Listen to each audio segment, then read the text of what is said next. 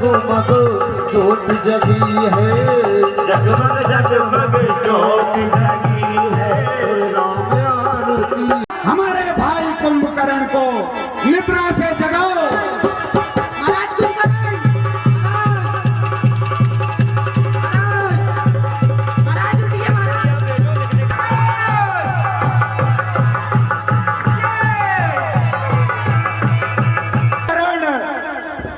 के सामने अच्छा सुगंधित भोजन, मांसाहार, मदिरा लेकर आओ। उस भोजन की सुगंध से शीघ्र जाग जाएगा।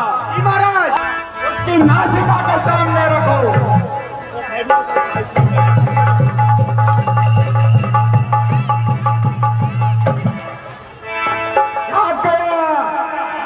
और जिसको रानी की पदवी है वह ही अब बांदी होती है। अरे ऐसा सोना भी क्या सोना, जीवन सब जाए खाटों में और कट जाए पहन के नाक कान, तुम पड़े रहो खर्राटों में। हे भैया, वहाँ बहन के नाक कान कट गए हैं और तुम यहाँ खर्राटों में पड़े हुए हो। सुनो, दो तपसी बच्चों ने वन में यह करनी बेहुदा की है। हरने को तो तपसी बालक है, लेकिन रणधीर बला के हैं छोटे छोटे तीर मगर वे छोटे तीर वज्र से हैं। हे भैया सुनो, उन दोनों तपसी बच्चों ने रणभेरी यहाँ बजाई है और कुछ बानर भलुओं के साथ साथ लंका पर कर दी चढ़ाई है। गरीब वहाँ पर रूप न था, क्या काम वाला था जानेगा। तब भी सारे प्रजाजनों का यही धर्म है, सारे शास्त्र, सारे नीति, सारे विधान यही कहते हैं कि उस समय सारे प्रजाजनों को राजा का और अपने राज के अस्तित्व और आन बचाने के लिए अपना सर्वस्व बलिदान करने के लिए तैयार होना चाहिए। इसलिए है भाई, इस समय ये नीति की और क्या भूल हुई नहीं हुई, अब इन बातों का कोई अर्थ नहीं है, क्योंकि रणभेरी बच चुकी है और बानर भालुओं ने यहाँ पर लंका के ऊपर आक्रमण कर दिया है इस समय। इसलिए बस तुम्हारा केवल एक ही धर्म है, जाओ और रणभूमि में कोहराम मचा दो भाई, जाओ युद्ध भूमि के लिए विजयी भाव, जाओ।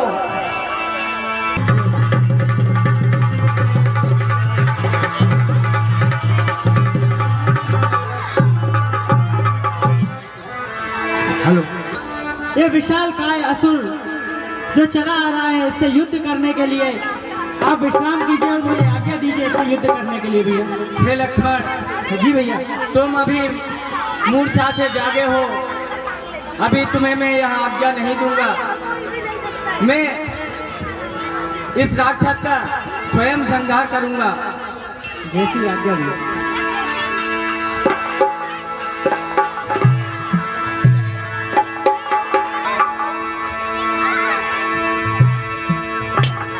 हे राम, क्या तुम्ही अवधपति हो, क्या तुम्ही सूर्यकुल नंदन हो, रावण से रण करने वाले, क्या तुम्ही जानकी जीवन हो।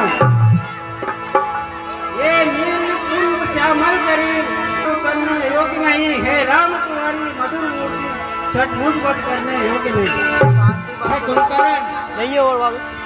हे कुंभकर्ण यूं बातों से तू मार न शोभा पाता है। हे कुंभकर्ण यूं बातों से तू मार न शोभा पाता है, और रण में बातें करने वाला कायर भयभीत कहता है। राम युद्ध के लिए तैयार हो जाओ होशियार।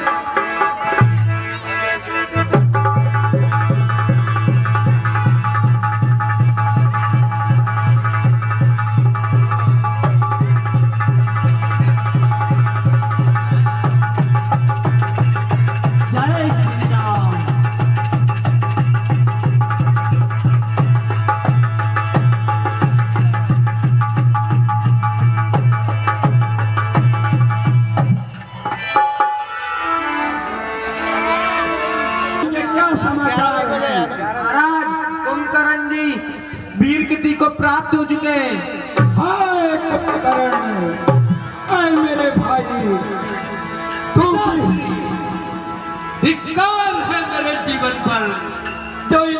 जैसा पुत्र होते हुए आपके आंसू में नैनों में ये आंसू झलक रहे हैं, अरे ये उदासी झलक रही है।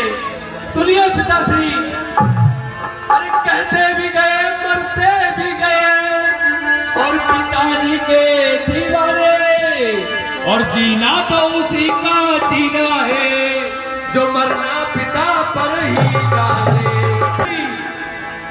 सुनिए, है पिता हमको तेरी कसम, तेरी राहों में जा तक लुटा जाएंगे। और भूल क्या चीज है, अरे भूल क्या चीज है, तेरे चरणों में हम बेटे अपने सरों की चढ़ा जाएंगे। सम्मा जलती रहे आपकी इस दौर में, और तेरे परिवार हमको जावाज है बस तेरे नाम पर, और निकले मैदान मिट्टी तेरी चूम के, और तुझको खुश हम देखे बस इसी चाह में, हर सूलियों पे भी चढ़ जाए। और तेरे जानिब जो उठी कहर की नजर, बाकसम तेरे जानिब जो उठी कहर की नजर, उस नजर को झुका के ही दम लेंगे हम।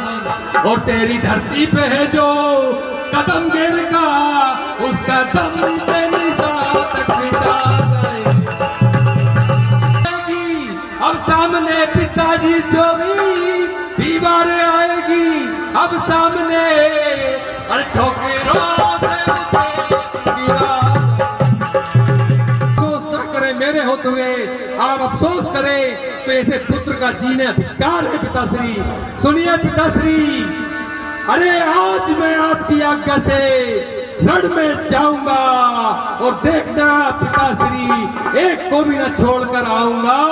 अरे कभी भी भूले से दुश्मन को पीठ न दिखाऊंगा, और खाना ही पड़ा बार तो पिताश्री सीने पे खाऊंगा।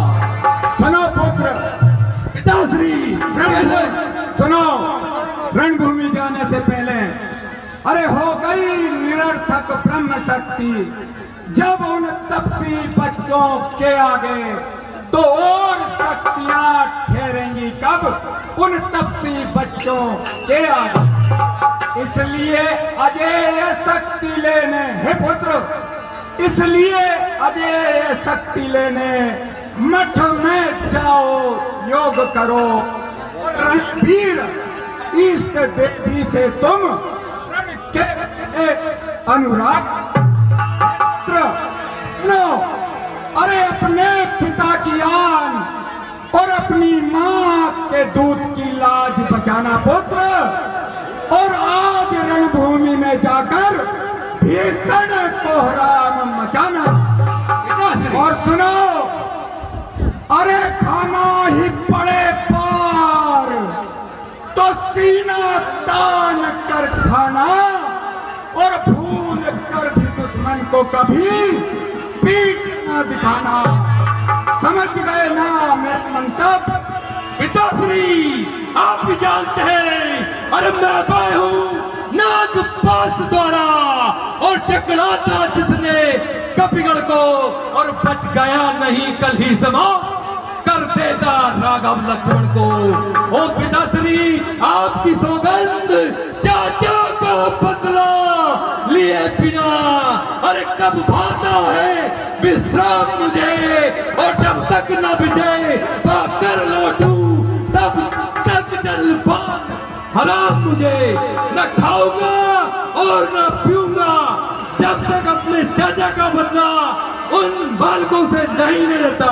अवश्य पुत्र, लेकिन उससे पहले अजय शक्ति लेने तुम इष्ट देवी से मठ में जाकर वरदान प्राप्त करो, अजय वरदान प्राप्त करो मठ में अपनी इष्ट देवी से, फिर संसार में तुम्हें कोई हरा नहीं पाएगा। जाओ विजयी भव। पिताश्री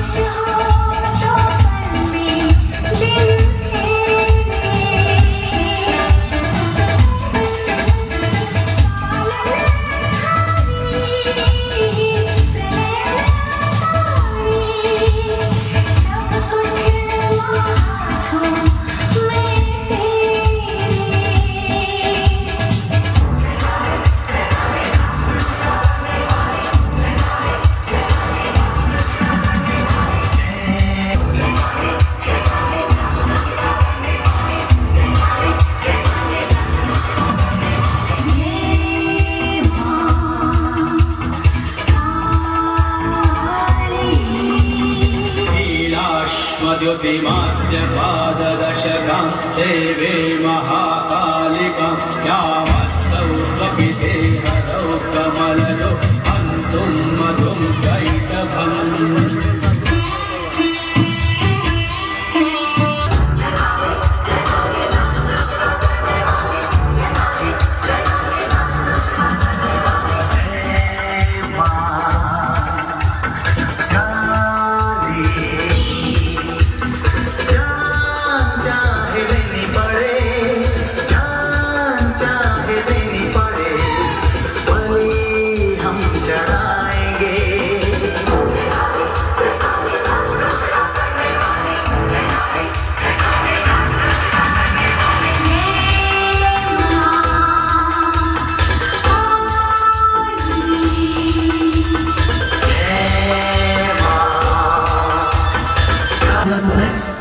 कैसे बादल छाए हैं या कैसी आंधी आई है। या कैसे बादल छाए हुए हैं या कैसी आंधी सी आई है। क्या सचमुच धुआं उड़ाया है, क्या सचमुच धुआं उड़ाया है तांत्रिक ले तंत्रों के द्वारा।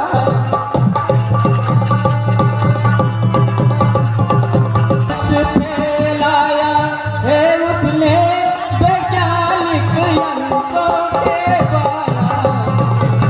क्या उसने सचमुच ही यह धुआं उड़ाया है या कुछ भी फैला दिया है वातावरण में। कहो भी हे प्रभु, कहिए विभीषण जी। यह ना ही कोई धुआं चल रहा है, ना ही यह कोई रावण की माया है। प्रभु, यह तो बस मेघराज देवी को प्रकट करने के लिए यज्ञ कर रहा है। अगर इसका यह यज्ञ संपूर्ण हो गया तो फिर हमारा जीतना असंभव है। प्रभु, ये सुन अंदर सेना लेकर जाओ और जो मेघनाथ देवी को मनाने की प्रयास कर रहा है उसको इस प्रयास में सफल न होने दो, उसका यज्ञ भंग करो। जाओ। पवन करने की युक्ति से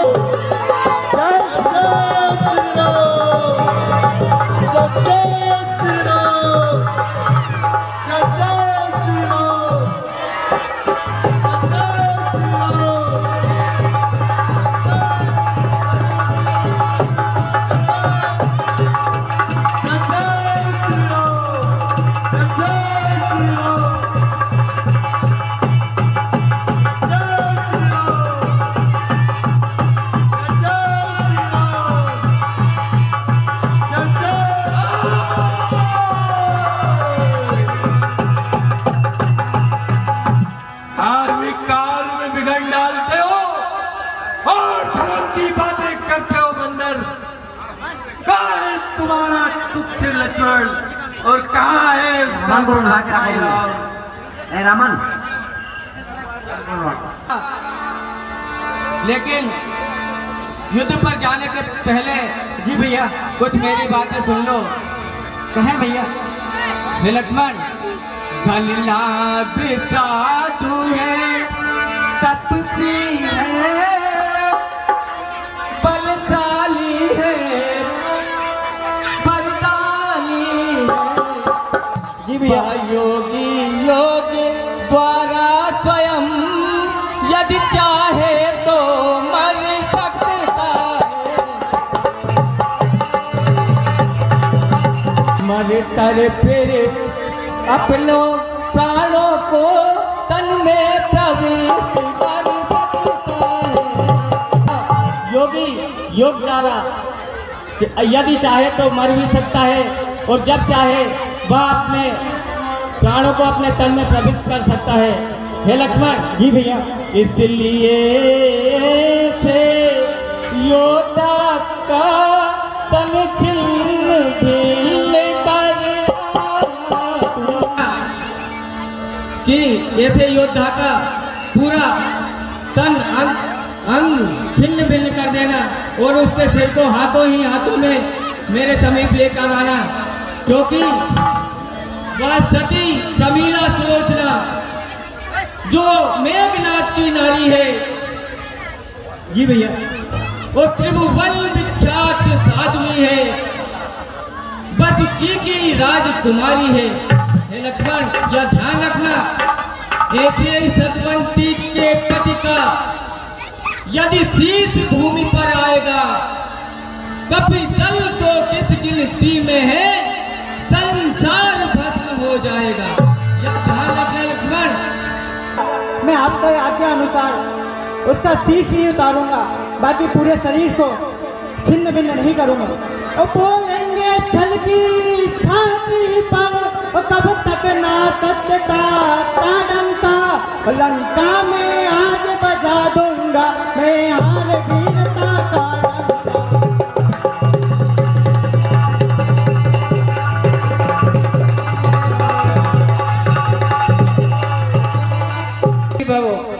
हाँ जी दर्शकों,